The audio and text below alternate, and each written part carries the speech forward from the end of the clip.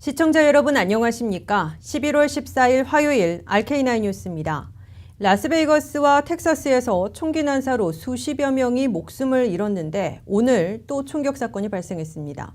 이번엔 북가주 초등학교에서입니다. 그런데 도널드 트럼프 대통령은 여전히 총기 규제에는 나 몰라라 식입니다.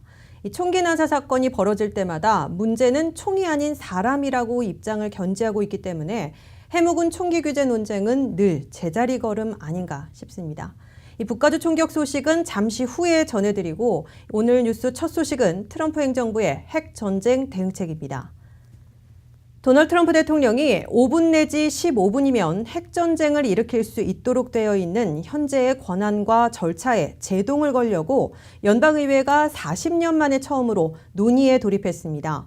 상원 외교위원회는 1년의 청문회를 시작하고 트럼프 대통령이 적어도 핵무기로 선제 공격하지 못하게 막으려는 방안 논의에 착수했습니다. 워싱턴에서 한면택 특파원이 보도합니다. 북한과 핵전쟁도 불사할 것처럼 경고해온 도널드 트럼프 대통령이 일방적으로 핵무기 선제 공격을 명령할 수 없도록 막으려고 미 의회가 40년 만에 처음으로 구체적인 행동에 나섰습니다. 연방 상원 외교위원회는 청문회를 열어 핵무기 공격으로 전 세계를 종말로 몰아넣을 수 있는 미국 대통령의 지나친 핵전쟁 권한과 절차를 정밀 재검토하고 제동장치를 마련하려는 논의에 돌입했습니다. 미 의회가 대통령의 핵무기 사용을 제한하려는 논의에 나선 것은 1976년 이래 40년 만에 처음입니다. 반트럼프 인사로 변신한 공화당 소속 바코코 상원 외교위원장은 때늦은 감이 있지만 우리는 40년 만에 처음으로 대통령의 핵무기 사용 권한과 절차를 제한하려는 논의에 착수한 것이라며 1년의 청문회를 거쳐 매우 중요한 이슈를 다루게 될 것이라고 밝혔습니다. 민주당의 크리스 머피 상원의원은 트럼프 대통령은 너무 불안정하고 다혈질이며 변덕스러워 미국의 국가이익에 반해 핵무기 공격을 명령할 것으로 우려된다며 이를 반드시 막아야 한다고 강조했습니다. 연방 상하원에는 이미 트럼프 대통령이 의회의 선전포고가 없는 한 핵무기를 사용해 선제 공격함으로써 핵전쟁을 일으킬 수 없도록 금지하려는 법안이 민주당 에드 마키 상원의원과 테드 리우 하원의원에 의해 발의되어 있습니다. 이와 관련해 이번 청문회에 출석한 로버트 켈러 전 미군 전략사령관은 대통령의 핵무기 공격 명령이 불법으로 간주되면 미 군부가 핵무기 발사 명령을 거부할 의무가 있다고 밝혀 제한법의 필요성을 강조했습니다. 현재 핵전쟁으로 전 세계를 끝장낼 수 있는 신과 같은 권한이 오로지 미국 대통령 한 명에게 부여돼 있어 우려를 사왔으며 특히 핵전쟁 불사를 외쳐온 트럼프 대통령이 취임한 후에 제동을 걸어야 한다는 움직임이 확산돼 왔습니다. 현재로서는 트럼프 대통령이 만약 핵무기 사용을 결심할 경우 대통령 비상작전센터로 불리는 지하 벙커로 내려가 펜타곤의 전시 상황실과 화상 컨퍼런스를 하게 되는데 참모들의 조언을 들어야 하는 의무는 없습니다. 따라서 트럼프 대통령이 핵무기 발사 명령을 내리면 핵코드를 갖고 진짜 명령인지 증명하는 절차를 거치게 되고 펜타곤의 워룸에서 핵무기를 관할하고 있는 미 전략사령부로 핵무기 발사 명령을 하더라게 되는데 이에 걸리는 시간은 최단 5분에서 잠수함 발사 시 15분밖에 걸리지 않는 것으로 되어 있습니다. 지금까지 워싱턴에서 RKTV 뉴스 한면택입니다. 오늘 북가주 한 초등학교에서 총격 사건이 일어나 적어도 5명이 숨지고 10여 명이 다쳤습니다. 다행히 추가 인명피해는 보고되지 않고 있습니다. 오늘 아침 8시쯤 북가주 란초 테하마의 한 초등학교 안과 주변에서 한 용의자가 총을 난사해 4명을 숨지게 하고 10여 명을 다치게 한 뒤 50대 남성으로만 알려진 이 괴한도 경찰이 쏜 총에 맞아 숨졌습니다. 일단 사망자 가운데 어린이는 없는 것으로 전해졌는데 부상자 가운데 최소 2명이 어린이로 확인됐습니다. 6살 된 어린이 1명은 2곳에 총을 맞아 헬기로 후송됐고 다른 부상자들은 다리 등에 총을 맞아 병원으로 옮겨졌습니다. 경찰은 학교 주변 집에서 싸움을 시작한 용의자가 이웃 사람을 총으로 숨지게 한 뒤 트럭을 빼앗아 타고 학교 쪽으로 이동해 학교 안과 주변 최소 7곳에서 총기를 난사한 것으로 보고 있습니다. 사건이 터지자 경찰은 100여 명의 인력을 동원해 주변을 포위하고 용의자를 제압했는데 용의자는 대용량 탄창을 장착한 반자동 소총과 권총 등 최소 3자루의 총을 들고 수백 발을 난사했다고 경찰은 전했습니다. 미국 내 대학에 재학 중인 한국 유학생들이 6년 연속 감소해 2017학년도 현재 6만 명 아래로 떨어졌습니다. 트럼프 행정부의 강경 이민 정책과 더불어서 천정부지로 치솟는 등록금 탓에 국내 한국을 비롯해 외국 유학생들 수가 감소세로 돌아섰다는 분석입니다. 김윤재 기자가 보도합니다. 미국 대학에 재학하는 한국 유학생들이 해마다 줄어들고 있는 가운데 도널드 트럼프 대통령 취임 후에는 전체 유학생들까지 감소세로 돌아섰습니다. 미국 대학에 등록해 재학하고 있는 한국 출신 유학생들은 2017학년도 현재 5만 8,663명인 것으로 국제교육원이 새로운 보고서에서 밝혔습니다. 이는 2016학년도 6만 1,007명에서 3.8%가 또 줄어들어 6만 명 아래로 떨어진 겁니다. 미국 내 한국 유학생들은 2012학년도 이래 무려 6년 연속 감소세를 기록하고 있습니다. 2011년에 7만 3,300여 명으로 한 번 소폭 회복했다가 2012년에는 7만 2,300명으로 줄어들기 시작해 2013년 7만 명의 턱걸이했고 2014년에는 6만 8천여 명, 2015년에는 6만 3,700명으로 6.4%나 급감했습니다. 또 2016년에는 6만 1,000명으로 4.2%, 2017년에는 5만 8,700여 명으로 3.8%가 감소했습니다. 다만 국가별로는 4위인 사우디아라비아가 더 많이 줄어들면서 3위 자리를 1년 만에 되찾았습니다.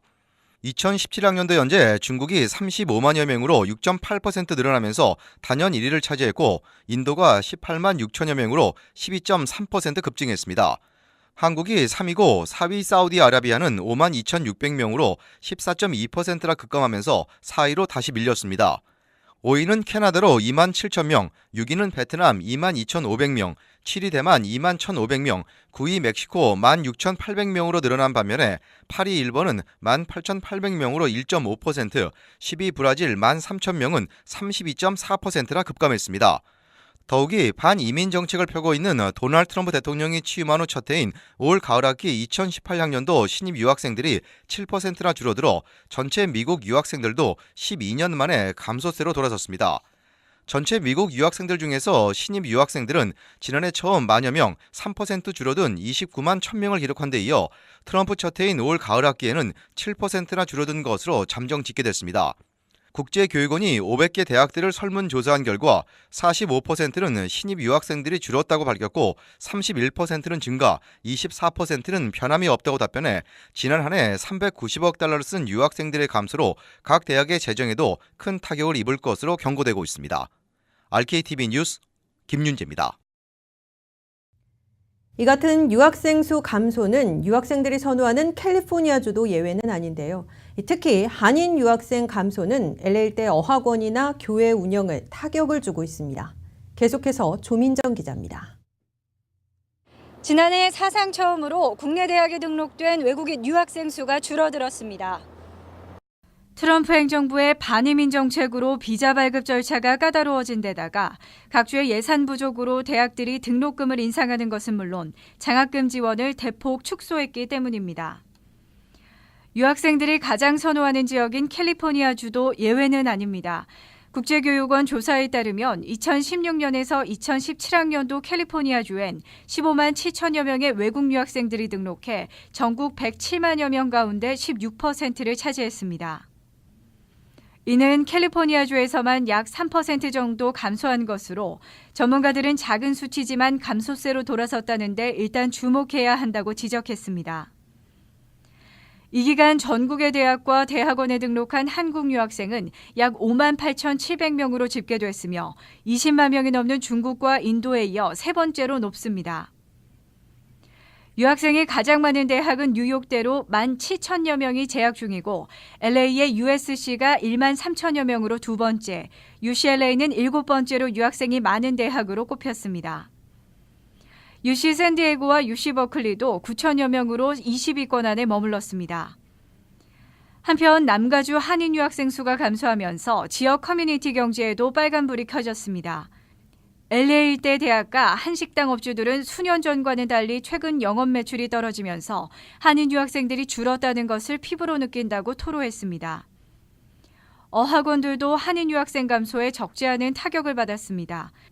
실제로 LA 한인타운 내 일부 유학원은 문을 닫았고 상당수 어학원들은 이민 단속도 단속이지만 한국에서의 문의가 줄어들자 중국이나 인도 등에 눈을 돌리며 이들 지역 유학생 유치에 마케팅을 주력하고 있습니다. 유학생 감소는 교계에도 적지 않은 영향을 미치고 있는데 각 대학을 주무대로 삼았던 캠퍼스 사역은 점차 사라지는 분위기인데다 한인교회 고령화의 주요 요인 중 하나로도 분석됐습니다. 한편 지난 한 해 유학생들이 미국 경제에 기여한 비용은 약 390억 달러로 추산됐습니다. RKTV 뉴스 조민정입니다. 캘리포니아 주민들은 절수라는 특단의 조치로 최악의 가뭄에서 벗어났지만 물 사용량은 전국 평균보다 높은 것으로 나타났습니다. 특히 동부 지역보다 3배 이상 높았습니다. 연방지질조사 보고서에 따르면 지난 9월 캘리포니아 주민 1명이 하루에 사용하는 물의 양은 110갤런으로 집계됐습니다. 이는 지난 2015년 커네티컷 주민 1인당 물 사용량이 35갤런인 것과 비교하면 무려 3배 이상 높은 겁니다. 캘리포니아 주민들의 물 사용량이 전국 평균보다 높은 이유는 습하고 비가 많이 오는 동부 지역 기후에 비해 캘리포니아주는 건조하고 강우량이 적습니다. 이 때문에 넓은 마당과 조경 유지를 위해 사용되는 용수량이 상대적으로 많은 데 따른 결과란 분석입니다. 캘리포니아주에서 웨스트나일 바이러스 사망자가 지난해보다 증가한 것으로 나타났습니다. 캘리포니아주 공공보건국에 따르면 올해 웨스트나일 바이러스에 감염돼 사망한 주민은 25명으로 집계됐습니다. 이는 지난해보다 6명 증가한 겁니다. 감염 건수는 454건으로 지난해와 비교해 17% 늘었습니다. 특히 LA 카운티 내 감염 건수가 급증했습니다. LA 카운티에서 웨스트나일 바이러스 감염으로 사망한 주민 수는 17명으로 지난해보다 11명 늘었으며 감염 건수는 235건으로 지난해 153건보다 82건 급증했습니다. 이와 관련해 LA 카운티 보건국은 지난 9월부터 2만여 곳 이상의 학교와 교회 등에서 교육 자료를 배포하는 등 웨스트나일 바이러스 퇴치 캠페인을 벌이고 있습니다. RK9 뉴스 잠시 후에 계속됩니다.